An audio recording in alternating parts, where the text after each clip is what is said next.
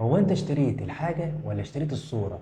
يعني الجاكيت ده دافي ولا دافي بس في الصورة؟ بقينا نشتري لبس مش لينا ولا بيليق علينا، بس بيليق على الانستجرام. بقينا بندفع في كوفي شوب مبلغ كبير علشان الكوباية شكلها شيك، مش علشان احنا بنحب القهوة. احنا بنحب شكل القهوة وهي معانا.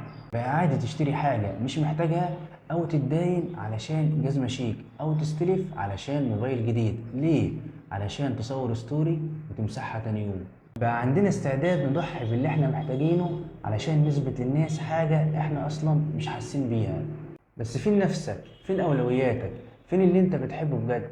ولا بقيت عايش تلبس اللي يعجبهم وتاكل اللي يصوروه حلو وتحس بالحاجة بس لما يشوفوها؟ على فكرة، اللي بيحبك بجد مش محتاج يشوفك في براند ولا في كافيه شيك. اللي بيحبك عايزك تكون مرتاح مش متكلف. وكل ما هتحاول تشتري الصورة هتخسر المعنى، وهتكتشف إن أجمل لحظة هي اللي كنت فيها بسيط وراضي، مش مستني لا لايك ولا تعليق.